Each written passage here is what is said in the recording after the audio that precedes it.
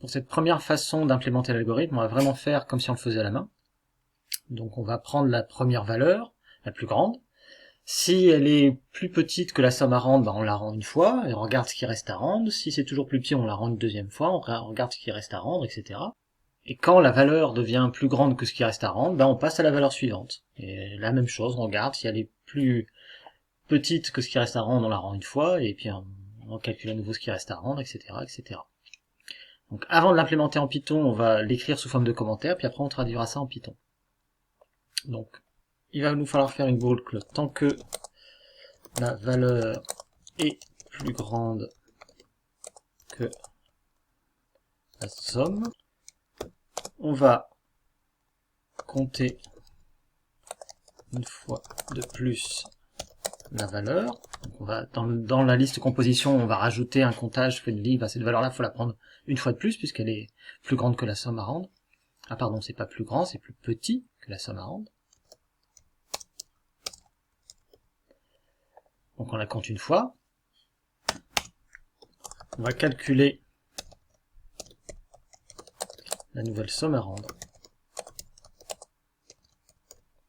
Et c'est tout.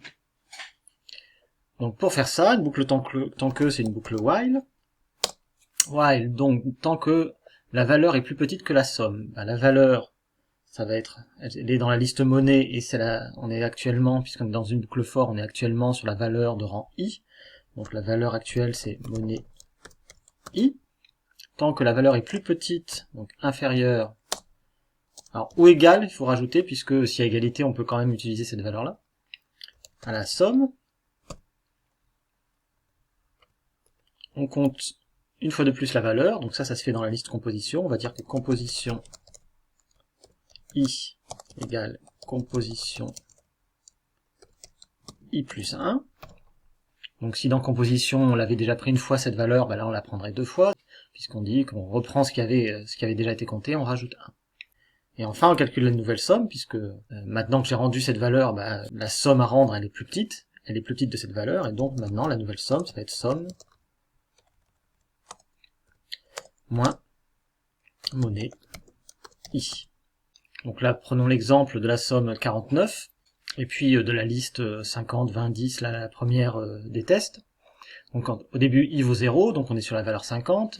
Tant que monnaie i est inférieure à somme, monnaie 0 c'est 50, c'est pas inférieur à somme, c'est plus grand que somme, donc là on fait rien du coup. J'arrive à la fin de la boucle for, donc je reprends la boucle for cette fois-ci avec i égale 1. Et tant que monnaie 1 est inférieure à somme, donc monnaie 1 c'est 20, c'est bien inférieur à somme qui vaut 49 pour l'instant. On dit qu'on prend dans composition i, donc dans composition 1, on augmente de 1, donc le comptage du billet de 20 passe de 0 à 1. Et puis on calcule la nouvelle somme en retranchant à somme monnaie i qui vaut 20. Et donc dans ma somme, il va me rester 29. 29, c'est toujours plus grand que 20, donc je peux le refaire une deuxième fois. Donc je compte un deuxième billet de 20, je calcule la nouvelle somme, donc 29 moins 20, ça va me faire 9. Cette fois-ci, 9, c'est plus petit que 20, donc je passe à la valeur suivante. Valeur suivante, c'est 10. 10, c'est plus grand que 9, donc on passe à la valeur suivante. 5, c'est plus petit que 9. Donc je peux rendre un billet de 5, je compte que j'ai rendu un billet de 5, je calcule la nouvelle somme, 9 moins 5, ça me fera 4, etc., etc., jusqu'à la fin. Donc après vous reprenez le raisonnement de l'exercice pour voir ce qui se passe. Donc je vais l'exécuter ce code, et si je ne me suis pas trompé en le saisissant, je devrais avoir tous les tests qui passent. Voilà, tous les tests ont été passés avec succès. Alors on peut l'exécuter en mode pas à pas, vous pouvez le faire chez vous, d'exécuter le code en mode pas à pas, comme ça vous verrez au moment où vous allez appeler ici la fonction rendue, ça vous permettra de voir ce que je viens de vous expliquer sur le déroulé de l'algorithme si vous ne comprenez pas. On en reste là pour cette solution-là, puis donc on va voir dans la vidéo suivante une autre façon d'implémenter la même chose.